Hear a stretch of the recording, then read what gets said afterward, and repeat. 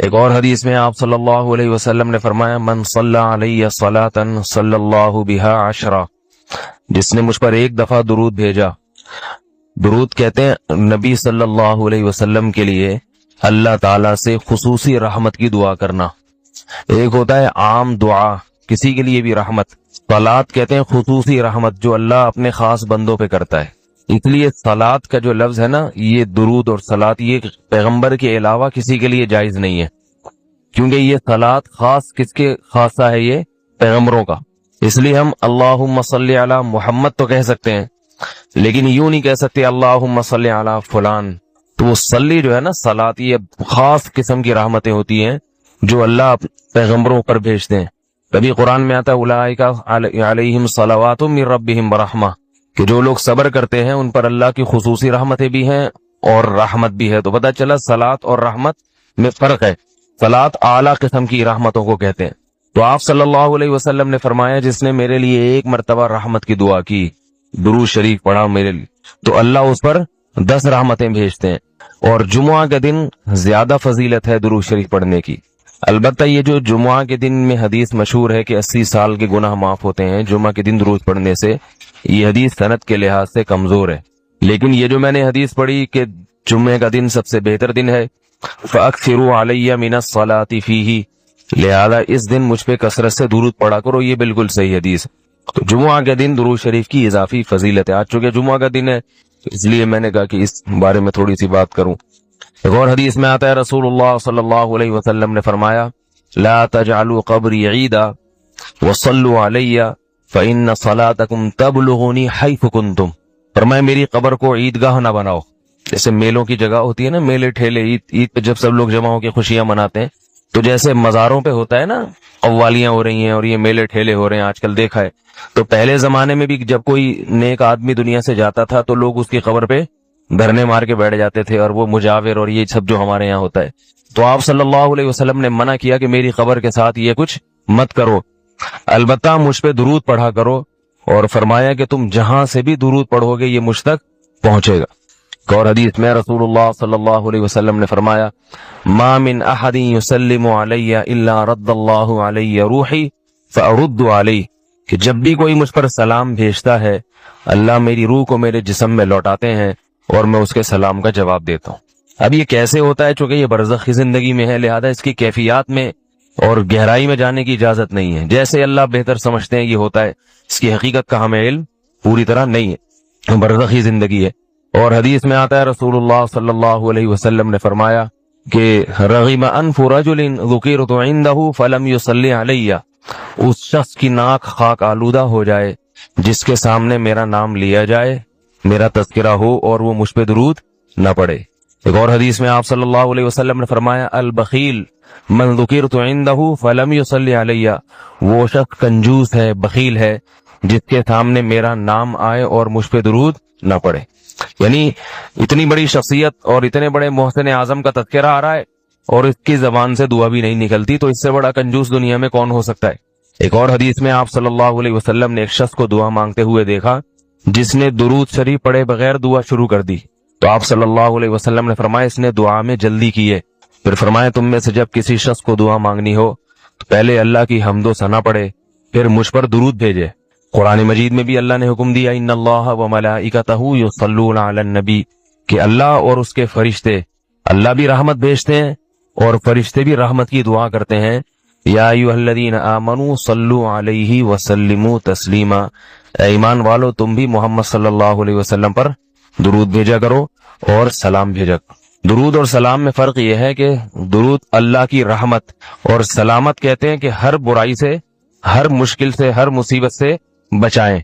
तो कमाल जब ही होता है जब अल्लाह हर शर से बचा लें और इजाफी रहमतें भी भेजें। तो उलमा ने दुरूद शरीफ की हिकमतों में लिखा है कि दुरूद शरीफ जो अल्लाह ने हमें पढ़ने का हुक्म दिया, इसकी बुनियादी वजह तो सबको मालूम है कि सबसे ज्यादा एहसानात इस कायनात में अल्लाह के बाद किसके हैं? मोहम्मद सल्लल्लाहु अलैहि वसल्लम। तो आप सल्लल्लाहु अलैहि वसल्लम के एहसानात सबसे ज्यादा हैं इंसानियत पर। या अय्युहन्नास अंतुमुल फुक़राउ इलल्लाह, तुम सब के सब अल्लाह के दर के फकीर। सारे पैगंबर, सारे फरिश्ते, सब मखलूक अल्लाह के सामने सब फकीर हैं और अल्लाह ने किसी को भी इख्तियारात नहीं दी है। हाँ, मोजजा इसे कहते हैं कि अल्लाह पैगंबर के हाथ में कोई काम कर लेता है, करने वाला वहां अल्लाह ही होता है, पैगंबर को इख्तियार नहीं दिया होता। अल्लाह वही करता है कि आप चांद को इशारा करें, मैं 2 टुकड़े कर दूंगा, लेकिन टुकड़े करने के इख्तियारात आपके पास नहीं है कि आप जब चाहेंगे इशारा करेंगे टूट जाएगा। ना ना ना, अगर इख्तियारात आते तो मूसा अलैहिस्सलाम हर दफा अल्लाह से ना पूछते कि अब लाठी का क्या करना है मैंने। अल्लाह कह देता कि लाठी को सांप बनाने का इख्तियार दे दिया ना, बस आपके पास राइट है, आप जब चाहे करें। तो ये हजारों आ रहे हैं तो आपके पास तो इख्तियार है। मूसा अलैहिस्सलाम थोड़ी खौफजदा होते जब जादूगरों ने रस्सियां फेंकी, हजारों सांप बन के दौड़ी, तो मूसा अलैहिस्सलाम सोचते मेरे पास तो इख्तियार है कि मैं जब छू करूंगा लाठी क्या बन जाएगी, अजदा। ना ना ना, कुरान कहता है औजस फी नफ्सी खीफतम मूसा, मूसा डर गए, खौफजदा हो गए दिल में। ये कुरान की बलागत देखो, कुरान कह रहे दिल में खौफजदा। ये दिल का लफ्ज क्यों, खौफ तो दिल में ही होता है। ये इशारा है कि मूसा अलैहिस्सलाम चूंकि मुकाबले में थे तो खौफ को जाहिरी तौर पे नहीं तारी होने दिया कि दुश्मन देखेगा तो वो उसको फतह की उम्मीदें हो जाएंगी, तो दिल के अंदर ही खौफजदा हुए, वो खौफ जाहिर नहीं पे आने नहीं दिया। इसलिए जब लोग दूसरी शादी करके मुझसे मिल रहे होते हैं ना, बहुत खुशी में, बहुत नाइस टू मीट यू, मुझे पता होता है ये दिल में इसके क्या हो रहा है, दिल रहा है, ऊपर ऊपर से हमें बेवकूफ बना रहा है। ये बहुत नाइस टू मीट यू, मैं नहीं ऐसा था तो तुम कहां से ऐसे हो गए यार। हमने अब की थी, हमारी अंदर से हालत गुटी, अल्लाह पता है, हमारी तकरीर सुन के तुम हमसे 2 हाथ आगे निकल रहे हो क्या। तो मुकाबला जब होता है तो खौफ हो भी तो दुश्मन को ये दिखाया जाता है हमें खौफ नहीं है, लेकिन कुरान मूसा अलैहिस्सलाम सैयदुल हजरत मूसा कलीमुल्लाह की कैफियत अल्लाह जानता था। अल्लाह ने कहा औजस फी नफ्सिही खीफतम मूसा, जब हजारों सांप देखे मूसा दिल में घबरा गए, ये क्या होगा। तो अल्लाह कहते हैं कुल्ना ला तखफ इन्नका अंतल आला, ए मूसा खौफजदा मत हो, आज फतह तेरी होगी। अलकी माफी यमीनिक, दाएं हाथ में जो लाठी है डाल जमीन पे। तो लाठी को सांप बनाने के इख्तियारात हजरत मूसा के पास नहीं थे, चांद के 2 टुकड़े करने के इख्तियारात सैयदुल अंबिया के पास नहीं थे। अल्लाह ने मोजज़े दिखाए हैं कि जब मैं चाहूंगा किसी पैगंबर या किस पैगंबर के हाथ पे मोजज़ा जाहिर होता है, वली के हाथ पे करामत जाहिर होती है। इसमें इख्तियारात नहीं आ जाते, इख्तियारात अल्लाह के पास ही होते हैं। बाज लोग कहते हैं जी फरिश्ते भी तो बारिश बरसाते हैं और ये करते हैं, तो फिर फरिश्तों से बारिश की दुआएं की नहीं मांगते, इसलिए कि इख्तियारात थोड़ी हैं, सब इख्तियारात किसके पास हैं, अल्लाह के पास। कभी मौत के फरिश्ते से पनाह मांगती भाई चला जाए यहाँ से, पता है भाई ये तो अल्लाह के हाथ में। डॉक्टरों से तो पनाह मांग लेते हैं लोग, भाई यकीन साहब थे ना कब्रिस्तान से गुजरते मुंह पे कपड़ा डाल देते, मतलब क्यों कह रहे, शर्म आती है, सारे मेरे पहुंचाए हैं। वो डॉक्टरों से तो जाबिर जालिम किस्म के होते हैं जिनकी रेपुटेशन अच्छी नहीं होती। हमारे एक जानने वाले डॉक्टर थे, इंजेक्शन हाथ में लेके बैठते थे, वो जो पेशेंट आ रहा है खोक रहे हैं एंटीबायोटिक के, मैंने यार ये डॉक्टर है कसाई है ये। मेरे बच्चे को चोट लग गई, थोड़ा सा उसके गोमड़ा आ गया ना, हमें तो बचपन में बहुत चोटें लगी हैं, तो नेचुरल है यार, बच्चे के गोमड़े भी फूलते हैं। उसको ये मैंने कहा ये डॉक्टर सही है, इसको लगता है बचपन में कभी चोट लगी नहीं है। तो मेजॉरिटी डॉक्टरों की अच्छी ही होती है अल्हम्दुलिल्लाह, ऐसा नहीं है, क्योंकि हमने भी डॉक्टर के पास ही जाना है। मैंने बस शेर गेम खेलते हैं हम गेम हमेशा खैर, तो वैसे भी अच्छी होती है। ठीक है बताओ, इसलिए कि आजकल डॉक्टरों के खिलाफ यूट्यूब पे बड़ा प्रोपेगेंडा है, फिर लोग जाली लोगों के पास जाते हैं तो सेहतें बर्बाद करते हैं। तो कितनी साफ सुथरी तालीमात हैं अल्लाह की है भाई। अल्लाह तो शरीको बिही शैआ, अल्लाह कहते हैं अल्लाह के साथ किसी को शरीक नहीं करना। दूसरे नंबर पे क्या है, अल्लाह का हक है ना, उसके बाद ह्यूमन राइट्स आते हैं कि नहीं आते। काफिर लोग कहते हैं ह्यूमन राइट्स, जानवरों के राइट्स हैं कि नहीं है, मजदूरों के राइट्स, कितनी डिटेल है ना। गैर मुस्लिमों के यहाँ राइट्स ही राइट्स है, कस्टमर के राइट्स और अवाम के हुकूक, हुकूमत के हुकूक वगैरह वगैरह, पूरी एक तफसील है। कुरान कहता है सबको परे रखो, ये सब बाद में है। सबसे पहले जो तुम्हारे अच्छे अखलाक और तुम्हारी इताअत और तुमने नरम, वो तुम्हारे वालिदैन। आज वालिदैन का चैप्टर गैर मुस्लिमों की डिक्शनरी से निकल गया। वो कुत्तों के साथ अच्छे हैं, माँ बाप के साथ अच्छे नहीं है। ओल्ड हाउस में उनका बूढ़ा बुत्ता नहीं जाता, वो मौत तक साथ रहता है। अब्बा जैसे ही बूढ़ा हुआ उसका ठिकाना ओल्ड होम, अम्मा बुढ़ी हुई उसका ठिकाना बोलो ओल्ड होम। क्यों, बुढ़ापे में माँ बाप की खिदमत के लिए जो मोटिवेशन चाहिए वो बायोलॉजी और फिजिक्स की किताबों से नहीं मिलती, साइंसदानों से नहीं, वो मजहब से मिलती है, कुरान से मिलती है। वो मोटिवेशन हमारे पास है, वो जापानियों के पास नहीं, वो यूरोप के पास नहीं है। कभी वो अच्छे साइंसदान होते हैं, अच्छी औलाद नहीं होते वो अपने माँ बाप के लिए। बहुत ठिश करते हैं ना यहाँ लोग बैठ के, एक्चुअली हो रहा है, एक्चुअली मैंने जहाँ वहां जाके बच्चे जन पे देख के बुढ़ापे में कुत्तों से बुरा हाल होगा तेरा। वो कहता है अभी कौन सा अच्छा हाल चल रहा है, बहुत अच्छा चल रहा है उस सोसाइटी की निस्बत, उस सोसाइटी के बहुत अच्छा चल रहा है। कंपेयर किया करो, कंपेयर तो लोग कह रहे होते हैं ना कि एक्चुअली वो ओल्ड, अभी जो देसी लिबरल है ना वहां जाके बड़े फसाइल सुना रहे होते हैं। एक्चुअली देखें वो ओल्ड हाउस में, ओल्ड होम में ना उनकी केयर बहुत अच्छी होती है, माँ बाप की इसलिए वो रखते हैं। तो बूढ़े कुत्ते को भी जमा करा दो ना वहां पे भाई। मोहब्बत मोहब्बत कहती है मेरे पास रहे। माँ तो जितनी बूढ़ी हो उतनी अच्छी लगती है कि नहीं लगती? बाप जितना बूढ़ा हो उतना अच्छा लगता है, उतना दिल चाहता है यार इसके कदमों में बैठो। तो कुरान कहता है खुदा के साथ शरीक मत करो। और ह्यूमन राइट्स में सबसे पहले बिल वालिदैनी एहसाना, माँ बाप है तुम्हारे, कस्टमर बाद में। एयर होस्टेस के कितने खूबसूरत अखलाक, लोग मुतासिर होते हैं। देखो भाई अपनी अम्मा के साथ भी अगर इसी तरह बात करती है तो फिर अल्लाह मानेगा इन अखलाक। शोहर के साथ अगर ऐसे ही अखलाक है तो फिर अल्लाह मानेगा। आप बटन दबाओ, फौरन चाय आ रही है जहाज में, बटन दबाओ, इशारे से समझ जाती है बटन दबाने वाला है, दबाने की जरूरत नहीं है। जी सर क्या चाहिए आपको? लेकिन यही जब किसी की बीवी बनती है, शोहर बटन पे पांव रख के खड़ा हो जाए, बाप बटन पे पांव रख के, माँ बटन पे पांव रख के खड़ी हो जाए, बटन के स्प्रिंग ढीले हो जाएंगे, वो नहीं आएगी जब तक मजहब की, अल्लाह का खौफ नहीं होगा। तो ये दावत किसकी है? मेरी नहीं है भाई। किसकी दावत है? कुरान की दावत। तो अल्लाह कहता है कि वला तुशरिकू बिशैइन बिल वालिदैनि इहसाना व बिज़िल कुर्बा वल यतामा। फिर कराबतदारों का हक पहले है, अजनबियों का हक बाद में, भाई बहन का हक पहले। तालो वतलु मा हर्रम रब्बुकुम अलैकुम अल्ला तुशरिकू बिशैइन बिल वालिदैनि इहसाना। आगे क्या आयत है? नहीं सूरह बनी इसराइल की जो आयतें मैं पढ़ रहा हूँ, नहीं सूरह अनाम की आयतें हैं। तालो वतलु मा हर्रम रब्बुकुम अलैकुम अल्ला तुशरिकू बिशैइन बिल वालिदैनि इहसाना वला तक़्तुलू औलादकुम खशियता इमलाक़ नहनु नर्ज़ुकुकुम व इय्याहुम, या नहनु नर्ज़ुकुहुम व इय्याकुम, इस तरह या तो तुम पहले है हम बाद में। फरमाया अपनी औलाद को गुर्बत के खौफ से कत्ल मत करो, हम तुम्हें भी रिज़्क़ देते हैं और इनको भी। माँ के पेट में हमल को जाया करना भी इसी में आता है। देखो बच्चा अगर कोई औरत रोकती है कि सेहत खराब हो रही है बार बार बच्चे होने से, ये जायज है। समझ में आ रही है बात कि भाई सेहत इजाजत नहीं दे रही है, या 4-5 बच्चे हो गए संभल नहीं रहे हैं तो थोड़ा गैप कर लो, जायज है, कोई हराम नहीं है। लेकिन आज जो बच्चे रोके जा रहे हैं, महंगाई का दौर है, अफोर्ड नहीं कर सकता, इस आमदन में 4 बच्चे नहीं पाले जा सकते, इस खौफ से बच्चे रोकना कि खिलाऊंगा कहां से, कुरान की नजर में नाजायज है, हदीस की नजर में नाजायज। आपको समझ में आएगा। अगर आपको नहीं समझते, मौलवी लोग ऐसे बातें करते हैं, भाई अल्लाह को मानना है को मानो, नहीं मानना तो आपकी मर्जी, क्या कह अल्लाह खुद ही पूछ लेगा आपसे। लोग कहते हैं असल में ग्राउंड रियलिटी देख के ये मौलाना लोग नहीं चलते। ग्राउंड रियलिटी है कि चीनी महंगी हो गई है, ग्राउंड रियलिटी ये कहती है एक गरीब आदमी 30,000 में अपनी बीवी का पेट पाले या अपने बच्चों का पेट पाले। ग्राउंड रियलिटी से हट के ये मौलाना लोग हमें लेके जाते हैं। ग्राउंड रियलिटी अगर मादा परस्ती का चश्मा लगा के देखी जाए तो कुछ और है, और अकल का चश्मा लगा के देखी जाए तो कुछ और है। तभी तो कुरान मादा परस्तों को कहता है ये लायाकिलून है, इनमें अकल नहीं है। ग्राउंड रियलिटी ये कहती है कि बच्चा पैदा होते ही माँ की छातियों में दूध आ जाता है। समझते हो कि नहीं समझते? जब तक नहीं होता तो दूध नहीं आता। जैसे ही पैदा हुआ, पहले माँ रोटी खा रही थी, उस रोटी से बच्चे की आंख बन रही थी। ग्राउंड रियलिटी है या नहीं है? माँ जब रोटी खा रही थी, उस रोटी से बच्चे की कान बन रहे थे। ग्राउंड रियलिटी है या नहीं है? माँ जो रोटी खाती थी, अब तो पिज़्ज़ा बर्गर खा रही है, तो भी बच्चे भी बर्गर जैसे निकल रहे हैं। माएँ तो बयान सुनेगी, वो बोलेंगे हम तो नहीं खाते भाई, रोटी खाए थे तो टाइम हो गया, सफेद आटे के पराठे खा रहे हैं आजकल। खैर बच्चा भी पराठा बन गए। तो जो भी खाए, रोटी तो एक किनाया है ना खुराक से। तो रोटी खाती है, उससे बच्चे की जबान बनती है, दांत बनते हैं, नाक, इतनी सारी चीजें रब बच्चे की किससे बनाता है? रोटी से। ग्राउंड रियलिटी है या नहीं है? इधर बच्चा मार्केट में आया, दुनिया में आया, उसी रोटी से अल्लाह की कुदरत हरकत में आती है, बिल्कुल एक डिफरेंट चीज दूध बनना शुरू हो जाता है, और वो दूध माँ की छातियों में आ जाता है। बच्चे को कुछ भी नहीं पता, कुछ भी नहीं, लेकिन उस भुन्ने को ये पता है दूध मिलेगा कहां से और हलक में उतरेगा कैसे। पैदा होते ही ना अम्मा की छातियां तलाश करना शुरू कर देता है, ऐसे घूम रहा होता है गुन्ना बन के, क्या किधर गया।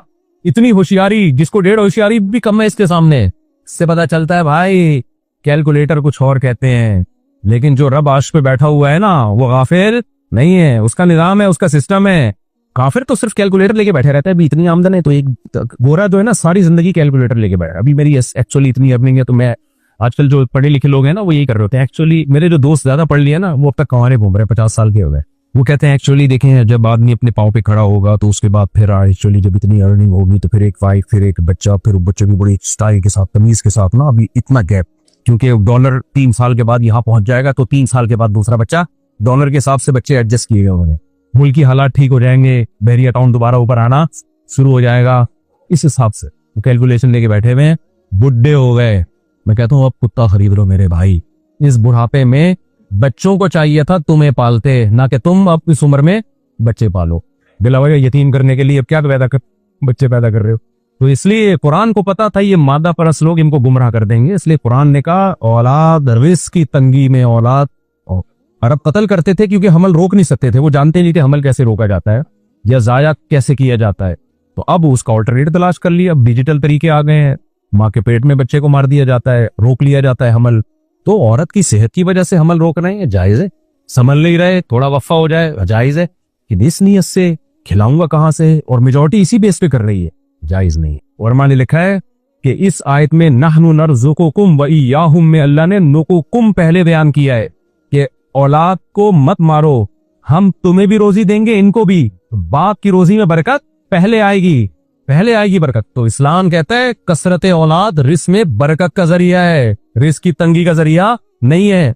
आप कह सकते हो भाई पाकिस्तान में इतनी आबादी को तभी गुर्बत है, ना ना ना नहीं, आबादी कम होती तो और गुर्बत होती। अभी तो जवानों के त्रेशो ज्यादा है, तभी तो खाने पीने को मिल रहा है।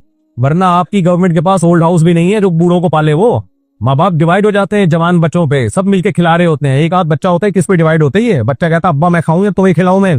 ओल्ड हाउस होता तो ओल्ड हाउस में क्या यहाँ का क्या होता, तो यहाँ तो हम तो खाई आबादी की बेचते रहे हैं, समझ रहे हो। और जिन मुल्कों ने नस्ल रोकी उनका हाल क्या हुआ है जाके जरा देखो तो सही। उस पर तो मैं बयान करूंगा तो बहुत लंबा बयान हो जाएगा, मैं बात को समेट रहा हूं। तो अल्लाह ने फरमाया तीसरी बात, वाला तक़रबू माल अल यतीम, यतीम के माल के करीब मत फटको। देखो दुनिया में हमेशा उसका हक दिया जाता है जिस हक का मुतालबा करने वाला मौजूद होता है। जहां मुतालबा करने वाला ही ना हो तो हक पी जाते हैं लोग। जिस बच्चे के लड़की या लड़के का बाप मर गया तो बाप ही तो होता है जो मुतालबा करता है अपने बच्चों का। जब बाप ही मर गया तो मुतालबा करने वाला कोई रहा नहीं है। तो कुरान ने यतीम के माल की हिफाजत का हुक्म दिया। कैसे? यतीम के माल की हिफाजत का मतलब ये नहीं है कि आप ईदी सेंटर में यतीम बच्चों की चप्पलें ना चुराएं जाके वहां पे।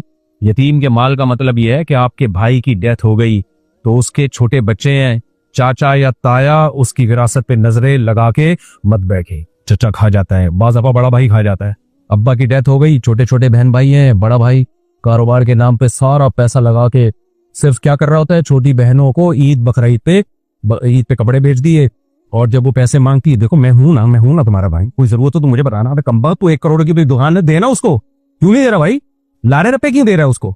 कितने केसेस सुबह शाम आते हैं, भाई अब्बा का जीपी फंड खा गया, दूसरा ये खा गया, तीसरा चाचा ने ये खा गया, और सब बड़े अच्छे लेबल लगा के दौलत लेते हैं कि हमें दो, हम इन्वेस्ट करेंगे। नहीं, आप काइंडली इन्वेस्ट ना करें, आप इनके पैसे महफूज कर लेंगे, इनके मुतबल्ली जो भी है उसको हैंड ओवर करें। और कुरान कह रहा है यतीम को बताते रहो, सूरह निसा में आप देख लें, बताते रहो कि तुम्हारा पैसा तुम्हें मिलेगा, छुपाओ नहीं उसको, अंधेरे में मत रखो। आज अगर पैसा रख भी लेते हैं, बदगुमानियां इतनी होती हैं, बताते ही नहीं है। कह रहे भाई ये बड़ा भाई जो पैसे खर्च कर रहा है, पता नहीं चल रहा है ये अब्बा के पैसों से कर रहा है, अपने पैसों से ये देखें खिला रहे हैं, क्या कर रहे हैं। तो कुरान कहता है यतीम के माल की हिफाजत भी करनी है, उसको बताते भी रहना है, ये तुम्हारा पैसा है, जब तुम समझदार हो जाओगे तुम्हारा ही है, हम नहीं कहीं लेके जा, खुद से बताना है उसके पूछे बगैर। यहाँ डर रहे होते हैं पूछ ना ले। तो यतीम किनाया है कमजोर से। क्या मतलब? कमजोर का माल मत खाओ। अल्लाह को पता है ताकतवर का तो वैसे ही नहीं खाओगे।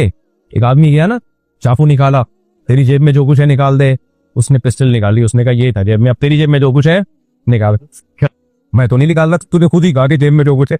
तो ताकतवर से कौन लड़ सकता है भाई? ताकतवर का हक कौन छीन सकता है? मसला तो औरतों के साथ और यतीमों के साथ होता है, इसलिए बीवियों का मेहर भी सवाब समझ के खाया जाता है। दूसरी शादी में इतनी कंप्लेंट्स आती हैं, लोग शादी कर लेते हैं, हुकूक नहीं दे रहे होते क्योंकि पहली का दबाव होता है, फड्डे होते हैं, फिर दूसरी को लटका देते हैं। कम्मा, आदमी जब नहीं था तो तूने आदमी वाला काम क्यों किया? तूने आदमी वाला काम क्यों किया? आप उसका राइट, जो हक हुकूक है वो तो दो ना आप उसके। तो जो कमजोर होगा उसका हक दबा लेंगे, जो ताकतवर होगा उससे दब जाएंगे। पहली ताकतवर है तो उससे दब जाएंगे, बाज़ वक्त दूसरी ताकतवर होती है, पहली बेचारी बूढ़ी हो चुकी थी, बच्चों की वजह से मजबूर होती है, उसका हक ही नहीं दे रहे होते। मैंने ऐसे लोग भी जानता हूँ, पहली बीवी है उसकी रातें बारी नहीं दे रहे उसकी, वो कहती है मैं जाऊं कहां, मैं बच्चों को लेके मैं डिवोर्स लूं, क्या करूं मैं? तो यतीम ये किनाया है किससे? कमजोर से। कमजोरों का हक बोलो। मैं कहता हूं मुसलमान जो बीवी के हुकूक अदा करता है, एक आदमी था उसका फड्डा हुआ, मजहबी आदमी है, उसकी बेगम ने उसको बड़ा सताया। एक दिन वो अपनी बेगम को आने दे रहा है तो मुझे आगे बता भी रहा है, कह रहा मैंने बोलो खुदा की कसम अल्लाह का खौफ है कि मैं तेरे हुकूक अदा कर रहा हूँ, अल्लाह का खौफ, वरना नहीं अदा कर। तो औरत भी अल्लाह के खौफ से शोहर के हुकूक अदा करेगी, मर्द भी अल्लाह के खौफ से, वरना हुकूक अदा करना ये मुमकिन नहीं है भाई, बहुत बड़ी जिम्मेदारी है हुकूक की। आदमी कहता है निकलो पतली गली से, आदमी पेड़े खाने के लिए आता है आगे, हुकूक देना बड़ा बड़ा मुश्किल काम है। तो अल्लाह ने फरमाया यतीम के माल के करीब भी मत फटको। यतीम से मुराद यहाँ विरासत का माल है। और अल्लाह ने यह भी फरमाया जो यतीमों का माल खाते हैं अपने पेट में आग भर रहे हैं, वो आग भर रहे हैं। तो बल्कि हमें मजहब ने यतीमों की कफालत का हुक्म दिया और नबी ने कफालत की। नबी ने उम्मे सलमा रजी अल्लाह अन्हा से निकाह का पैगाम भेजा। उम्मे सलमा रजी अल्लाह अन्हा, उन्होंने फरमाया मेरे तो छोटे छोटे बच्चे हैं, आपने फरमाया बच्चे मेरे, मैं कफालत करूंगा उनकी। हजरत अब्दुर्रहमान इब्ने अबी सलमा ये नबी की गोद में पले हैं, हालांकि नबी के बेटे नहीं थे। समझ रहे कि नहीं समझ रहे? सही मुस्लिम की हदीस है, अब्दुर्रहमान इब्ने सलमा बयान करते हैं मैं नबी के साथ बैठ के खाना खा रहा था। क्यों खाना खा रहे थे नबी के साथ बैठ के भाई? इसलिए कि नबी की गोद में पले हैं ना। इनकी वालदा से नबी ने निकाह किया तो फरमाया बच्चे भी ले आओ, मैं पाल लूंगा। हालांकि 40 दिन घर में चूल्हा बोलो नहीं जल रहा। ये फैमिली प्लानिंग का जो सबसे बड़ा अजाब है ना, अपने बच्चे पैदा करने के लिए तैयार नहीं है तो बेवा औरत के बच्चों से शादी करके कौन कफालत करेगा? क्योंकि फैमिली प्लानिंग वालों ने खोपड़ी ये सेट कर दी है कि बच्चे खा जाते हैं तुम्हारी रोजी गुर्बत महंगाई में, तो अपना नहीं पैदा कर रहे कि दूसरे का कैसे पालेगा? हमारे नबी ने 40 दिन घर में चूल्हा नहीं जल रहा, 9 बीवियां भी रखी, अपनी औलाद भी और दूसरों की औलाद भी लेके पाल रहे हैं। बता दिया भाई पैसा जरूरी नहीं है, कफालत के लिए दिल बना होना चाहिए। तो अब्दुर्रहमान इब्ने अबी सलमा बैठे हुए हैं नबी के पास, बच्चे थे, फरमाते हैं मैं नबी की गोद में था, यानी नबी की कस्टडी में था। तो मुझे नबी खाने के आदाब सिखा रहे थे, कुल मिम्मा यली, खाने में बर्तन में उस जगह से खाओ जो तुम्हारे सामने हो, और खाने से पहले अल्लाह का नाम लो। अब खाने की सुन्नतों में लोग ये सुन्नत बयान करते हैं। देखो जब भी खाने की सुन्नतें बयान होगी ना, ये हदीस पेश होगी। नबी ने अब्दुर्रहमान इब्ने सलमा को फरमाया कि अपने सामने से खाया करो और बिस्मिल्लाह पढ़ के खाया करो। हालांकि इससे बड़ी फजीलत साबित हो रही है कि बेवा से निकाह करके उसके बच्चे को पाल के तरबियत करना भी किसकी सुन्नत है? नबी की। ये सुन्नत मार्केट से बिल्कुल शक। खाना बदतमीजी से खाओ, इतने नुकसानात नहीं है। दूसरे के सामने से खा लो, इतने नुकसानात नहीं है। बिस्मिल्लाह पढ़े बगैर खा लो, इतने नुकसानात नहीं है। लेकिन बेवा औरतों को जो लावारिस छोड़ दिया है ना, और उनके बच्चों को जो लावारिस छोड़ दिया, इससे सोसाइटी तबाह हो जाएगी, हो रही है। मैं समझा पा रहा हूं अपनी बात, बस बात को मैं समेट के जल्दी से खत्म करता हूं। इन्हीं आयतों में अल्लाह ने आगे चल के फरमाया औफुल मिकियाल इदा औफुल कैदा इदा किलतुम, जब तोलो तो ना तोल में कमी मत करो। दूसरे अल्फाज में इसको यूं बयान किया, इदा तालू अलन नासी यस्तौसून, अपना हक लेने की बारी आती है पूरा पूरा हक दे लेते हैं, देने की बारी आती है डंडी मारते हैं। आज मुसलमान ये काम कर रहे हैं कि नहीं कर रहा? आप किसी के घर किराए पे लें, अपना हक लेने की बारी आएगी, पहली तारीख को पूरा सामान लाके बैठ जाएगा वहां पे। मालिक मकान कहता है सर 5 तारीख हो गई, किराया दे दो। क्या अभी भूखे मर रहे हैं क्या? है इतनी जल्दी है क्या? भाई जब आपने उसका मकान 1 महीना इस्तेमाल कर लिया है तो पहली तारीख को किराया देना चाहिए था। चलो उसने आपको इजाजत दी 5, तो फिर 5 तो दे दो, आप क्यों डिले कर रहे हो? लोग किराए पे घर नहीं देते अपना, उनको पता है जान को अजाब बन जाएगा। हमारे दोस्त है, वो किसी को अपनी बाइक देते थे, कहते थे भाई अपनी बाइक समझ के इस्तेमाल करना। मैं कहता था लोग तो कहते हैं भाई किसी की बाइक समझ के इस्तेमाल करना, उसने किसी की समझ के वाट लगा देगा, अपनी समझ के। ठेकेदार एक घर वो है जो अपने लिए बनाता है, एक घर वो है जो पहनाने के लिए बनाता है। दोनों में जमीन आसमान का फर्क होता है कि नहीं होता? अपने लिए जो घर बनाएगा उसमें आप भड़ी के लिए कील ठोके, ड्रिल मशीन से भी नहीं ठोकेगी वो। जो बेचने के लिए बनाता है कील ठोकेंगे, प्लस्तर पूरा निकल के बाहर। ये सब मुशाहिदे की बातें हैं। प्लस्तर पूरा बाहर है, नलका ज्यादा टाइट किया पूरा ही घूम जाएगा, हर थकी हुई चीज लगाएगा। पहनाना है ना, पहनाना है, पहनाओ निकलो यार, फिर वो खुद ही भुगतता रहेगा। तो भाई जो अपने लिए पसंद करते हो वो, और अगर ऐसे लो क्वालिटी का घर बनाए तो बता दो भाई इसमें कील ठोकोगे तो प्लस्तर बाहर आएगा। इस जो है तुम्हारे सामने, धोखा मत दो। आप दफ्तर जाते हो, लेट पहुंच रहे हो, तनख्वाह पूरी ले रहे हो, आप काम में वहां डंडी मारो, मोबाइल में लगे हुए हो, जो बॉस ने काम दिया वो कर नहीं रहे। स्कूल में टीचर को काम दिया पढ़ाने का, वो पढ़ाने के अलावा सारे काम कर रहे हैं वहां बैठ। हमारी वालदा गवर्नमेंट स्कूल में पढ़ाती थी, टीचर थी। मैं जब भी जाता था ना, बचपन का वाक्य बहुत पुराना, ये 85 की बात कर रहा हूँ, 1985 में छोटा बच्चा था, तो सारी टीचरें स्वेटर बुन रही होती थी बैठ। सबके बच्चों के स्वेटर जो बनते थे ना, पहले जमाने में खवातीन खुद बुना करती थी स्वेटर, रेडीमेड का रिवाज कम था। सबके बच्चों के स्वेटर कहाँ बुने जाते थे? गवर्नमेंट स्कूलों में। समझ रहे कि नहीं समझ रहे? स्वेटर बुनते होते। तो मैंने एक दफा बयान में कह दिया कि ऐसे स्कूल भी हैं जिनमें हेडमास्टर की तनख्वाह भी जा रही है, टीचर की तनख्वाह भी जा रही है, स्कूल नहीं है, ये हैं। तो एक आदमी ने मुझे तस्वीर भेजी, सिंध में किसी जगह की ना गधे बैठे हुए हैं, वो स्कूल की 4 दीवारी है, उसमें गधे बैठे हुए अंदर। सच्ची मुच्ची के गधे, जो गधे होते हैं D2 वाले वो। और कहा हेड मास्टर की तनख्वाह भी जा रही है, स्कूल टीचर की तनख्वाह भी जा रही है। हमसे मसला पूछते हैं। एक टीचर का फोन आया कि भाई मुझे तनख्वाह घर बैठे मिल रही है तो मैं क्या करूं। मैंने कहा पढ़ाए बगैर हराम है तनख्वाह। कह रहे हैं मैं तो जाना चाहता हूँ, स्कूल ही नहीं है, स्कूल में गधे गोरे बंदे रहे हैं, गवर्नमेंट बना ही नहीं रही। तो मैंने कहा भाई जायज फिर भी नहीं, क्योंकि गवर्नमेंट का पैसा नहीं है, ये अवाम का पैसा है, अवाम आपको पढ़ाने के बदले में दे रही है। अगर गवर्नमेंट ने स्कूल ही नहीं बना पाई है और कागज में है वो स्कूल, कागज में ये है कि टीचर भी जा रहे हैं और बच्चों के माशाल्लाह इतने नंबर, बच्चों के नंबर भी घर पहुंच रहे हैं। और नंबरों का क्राइटेरिया क्या है, ये मेरा मामू है इसके नंबर, ये मेरे मामू का बच्चा है तो इसके नंबर 70, ये चूंकि सगा भाई है 80, ये भाई भी है इससे, और ये इसने मेरा फला काम बनाया था 90, ये हो रहा है। तो टीचर की तनख्वाह ऐसी सूरत में हलाल नहीं है, क्योंकि अल्लाह कहते हैं जब तुम हक दे नहीं रहे हो तो ले कैसे रहे हो। तो ये बड़े बड़े मसाइल हैं, और भी कुरान की कुछ आयतें हैं, तो मैंने बस मुख्तसर इसके कहा, वो मैं अभी बताता हूँ।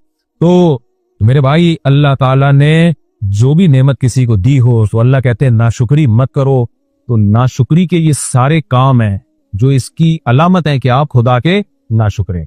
और इनमें सबसे पहला जो काम है वो है नमाज की पाबंदी। अल्लाह बेनमाजी को शुक्रगुजार मानता ही नहीं है। कुरान में जितना नमाज को फोकस किया गया है, किसी इबादत को फोकस नहीं किया गया। हर जगह अहले ईमान की अलामत में नमाज कायम करते हैं, नमाज, और नमाज मस्जिदों में होती है। अखपल तरीके से हर आदमी पढ़ रहा है आजकल, जहां मौका मिलता है। यार भाई नहीं, ये मस्जिदें किस काम के लिए बनी है? जमात से नमाज होती है, फजर की नमाज जमात से, जोहर की नमाज जमात से। कामों को आगे पीछे करना है नमाज के लिए। हमारा ये चल रहा है कि जब फारिग हो जाएंगे तो पढ़ लेंगे, नहीं भाई, नमाज के लिए फरागत करनी है। नमाज से फारिग हो जाएंगे फिर काम करेंगे। नबी सल्लल्लाहु अलैहि वसल्लम ने फरमाया जो लोग घरों में नमाज पढ़ते हैं, मेरा दिल चाहता है मैं किसी को हुक्म दूं जाके घरों में आग लगा दे। वो इतनी सख्त वईद है इससे। कुरान कहता है रिजालुल्लाह तुलीहिम तिजारतुम वला बैउन अन जिक्रिल्लाह, अल्लाह के नेक बंदे ऐसे हैं